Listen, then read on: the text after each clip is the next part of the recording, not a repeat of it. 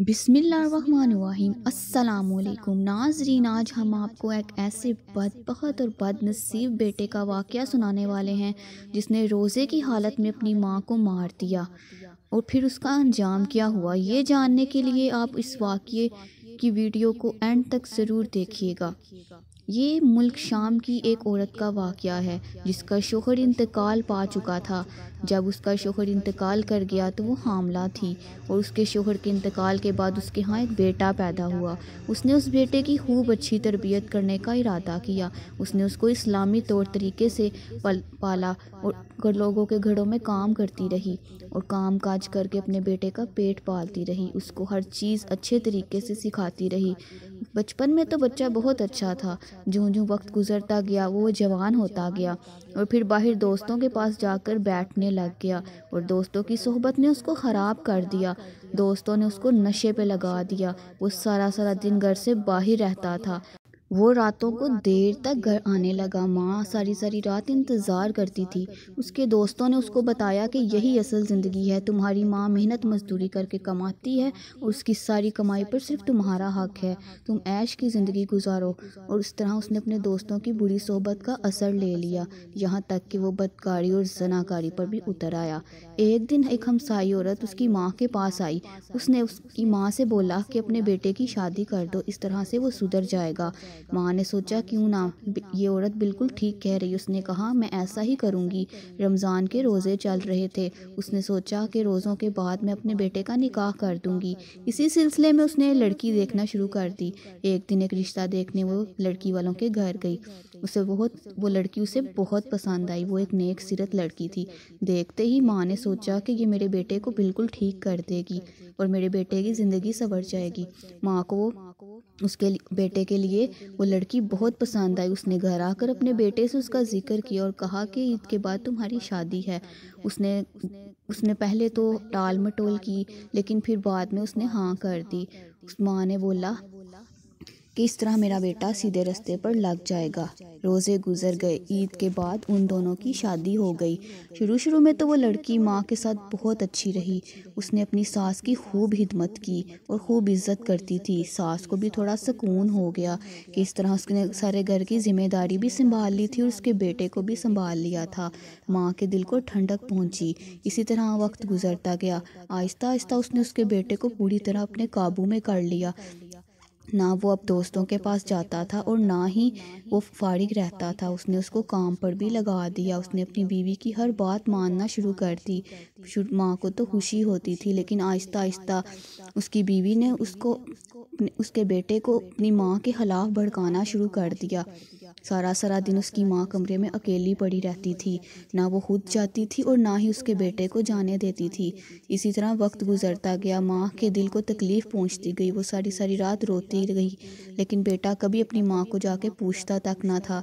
ماں نے سوچا کہ چلو میرا بیٹا تو سدھر گیا ہے نا، اب وہ برے دوستوں کی صحبت سے باز آ گیا ہے اور گھر میں رہتا ہے، چلو کوئی بات نہیں، مجھے نہیں پوچھتا تو، لیکن اس کی زندگی تو سنور گئی نا۔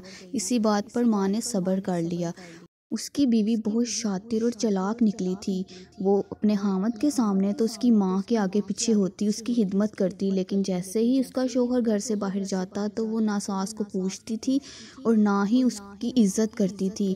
ایک دن ماں نے بولا کہ بیٹی، میرے بیٹے سے بولا کرو دن میں کچھ وقت میرے پاس آ کر بیٹھ جائے۔ تو اس نے جا کر اس کے بیٹے کو پتہ نہیں کس طریقے سے یہ بات کہی کہ بیٹا رات کے ٹائم غصے سے اپنی ماں کے کمرے میں آیا اور اس کو چارپائی سے نیچے دھکا دے کر بولا کہ تم ہوتی کون ہو میری بیوی کو ایسی باتیں کرنے والی؟ وہ سارا دن تمہاری خدمتیں کرتی رہتی ہے اور تم اسے یہ کہتی ہو کہ تم نے میرا بیٹا مجھ سے چھین لیا ہے، میرا بیٹا تو اب میرا رہا ہی نہیں ہے۔ اور بہو سامنے بیٹھی ہنس رہی تھی، وہ سارا تماشا دیکھ رہی تھی۔ وہ چاہتی تھی کہ بیٹا اپنی ماں کو دھکے دے کر گھر سے باہر نکال دے۔ اسی طرح ماں روتی رہی، بلکتی رہی، لیکن اب وہ خاموش ہو گئی تھی۔ اب وہ اپنے بیٹے یا بہو کو کچھ نہیں کہتی تھی۔ اسی طرح رمضان کا مہینہ شروع ہو گیا۔ رمضان کے روزے شروع ہو گئے۔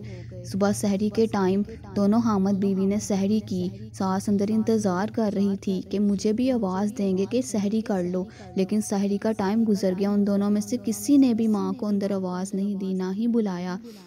پھر ماں نے بغیر کھائے پیے ہی، بغیر سحری کے ہی روزہ رکھ لیا صبر و شکر کے ساتھ۔ پھر اسی طرح سارا دن گزر گیا، افطاری کا وقت آیا۔ افطاری کے وقت بھی ان دونوں نے افطاری کر کے ماں کو بلایا تک نہیں۔ ماں نے اپنے بیٹے کو آواز دی اور پوچھا کہ بیٹا تم نے افطاری کر لی ہے؟ اس نے بولا کہ ہاں ہم نے افطاری کر لی ہے۔ آپ نے تو روزہ بھی نہیں رکھا، آپ تو پہلے روزے رکھتی ہوتی تھی اور مجھے بھی نصیحت کرتی تھی، تو آپ نے تو روزہ ہی نہیں رکھا۔ اس نے بولا کہ بیٹا میں تو صبح سحری ٹائم انتظار کر رہی تھی کہ تم لوگ مجھے آواز دو اور سحری کے لیے بلاؤ، لیکن تم لوگوں نے بلایا ہی نہیں۔ بیٹے کو غصہ آ گیا، بولا کہ ہم تمہارے نوکر ہیں جو تمہیں آواز دیتے، تم خود آ کر کھا لیتی۔ اس نے بولا کہ بیٹا اب افطاری کے لیے میرے لیے کچھ بچایا ہے؟ تو اس نے بولا کہ پتہ نہیں، میری بیوی تو سونے لگی ہے، وہ سارا دن کی تھکی ہوئی ہے، تم اٹھ کر خود دیکھ لو۔ ماں روتے ہوئے کچن میں گئی، اس نے جا کر دیکھا کہ کچن میں ایک نوالا بھی روٹی کا نہ بچا کے رکھا تھا۔ وہ روتے روتے اسی طرح سو گئی۔ صبح سحری ٹائم پھر ان دونوں کو اس نے انتظار کیا کہ وہ دونوں اس کو آواز دیں گے، لیکن کوئی آواز نہ دی۔ ماں نے سوچا کہ میں خود چلی جاتی ہوں۔ جا کر دیکھا تو وہ دونوں غائب تھے، شاید وہ کہیں گھومنے پھرنے گئے ہوئے تھے۔ ماں نے سوچا کہ میں خود اپنے لیے سحری بنا لیتی ہوں۔ جب وہ کچن میں گئی تو کچن میں نہ آٹا تھا نہ کچھ۔ بیچاری نے بھوکے پیٹ ہی پھر سے روزہ رکھ لیا۔ اسی طرح سارا دن گزر گیا۔ وہ جائے نماز پہ نماز کے لیے کھڑی ہوتی تو بے ہوش ہو جاتی، اسے غشی کے دوڑے پڑنے لگے۔ کا وقت آیا تو وہ بھوکی پیاسی، 2 دن کے روزے کی وہ بھوکی پیاسی، نہ بیٹا گھر آیا نہ بہو۔ وہ بستر پر لیٹی لیٹی روتے روتے اپنے بیٹے کا انتظار کرتی رہی۔ جب بیٹا اور بہو گھر آئے تو وہ دونوں آپس میں باتیں کر رہے تھے، تو بہو نے چلاکی سے اپنے شوہر کو بولا کہ جاؤ ماں کے کمرے میں دیکھو اس نے کچھ کھایا بھی ہے کہ نہیں۔ بیٹا بہت خوش ہوا کہ میری بیوی تو میری ماں کا بہت خیال رکھتی ہے، ماں ایسے ہی اس کی شکایتیں کرتی ہے۔ وہ اپنی ماں کے کمرے میں گیا تو اس نے دیکھا کہ ماں چارپائی پہ لیٹی ہوئی ہے۔ اس نے ماں کو ہلا کر بولا کہ ماں اٹھو، اٹھ کر کچھ کھا لو، تم نے کچھ کھایا نہیں ہے۔ جب اس نے ہاتھ لگایا تو ماں کے جسم سے جان نکل چکی تھی۔ اس نے چیختے ہوئے اپنی بیوی کو بلایا کہ ماں تو اب اس دنیا میں نہیں رہی۔ بیوی اندر ہی اندر بہت خوش ہوئی کہ اس بڑھیا سے جان چھوٹی، اور بیٹا رونے لگا۔ اب اسے اس بات کا احساس ہونے لگا کہ اس نے اپنی ماں کو بھوکا رکھ کر مار دیا ہے، لیکن اب کیا فائدہ، اب تو اس کی ماں اس دنیا سے جا چکی تھی، جو گناہ اس نے کرنے تھے وہ کر لیے تھے۔ اب وہ رونے لگا اور معافی مانگنے لگا، لیکن ابھی اس کی معافی کا وقت نہیں آیا تھا، ابھی تو اس کو اس کے کیے کی سزا ملنی تھی، اور سزا بھی ایسی کہ وہ ہمیشہ یاد رکھتا۔ اگلے دن سحری کے لیے اس نے اپنے خاوند کو اٹھانے کے لیے آواز دی تو اس کی خاوند کی ٹانگوں میں سے جیسے جان ہی نکل گئی، اس سے اٹھا ہی نہیں جا رہا تھا۔ وہ اٹھنے کی کوشش کرتا تھا لیکن اس کی ٹانگیں کام نہیں کر رہی تھیں۔ پھر اس کی بیوی نے ڈاکٹر کو بلایا۔ ڈاکٹر نے کہا کہ اب تمہاری ٹانگیں کبھی کام نہیں کر سکتی، تم معذور ہو گئے ہو۔ یہ تھی اس کے کیے کی سزا جو اس نے اپنی ماں کے ساتھ کیا۔ وہ اونچی اونچی رونے لگا کہ یہ مجھے میرے ماں کے ساتھ کیے ہوئے ظلم کی سزا مل رہی ہے۔ میں نے اپنی ماں کو 2 دن بھوکا رکھا، روزے کی حالت میں اس کی جان لے لی، یہ اس کی مجھے سزا مل رہی ہے۔ وہ روتا رہا، معافیاں مانگتا رہا اور ہمیشہ کے لیے اپاہج ہو گیا۔ اس کی بیوی نے 2-3 دن تو اس کی خدمت کی، لیکن آخر وہ تنگ آ گئی، اس نے اپنا اصلی روپ دکھا ہی دیا۔ کہنے لگی کہ میں تو بھی جوان ہوں، میں کسی اور سے شادی کر لوں گی، میں تمہاری خدمت نہیں کر سکتی، اس سے مجھے طلاق دے دو۔ اس نے پھر مجبوراً اسے طلاق دے دی اور وہ تنہا رہنے لگا۔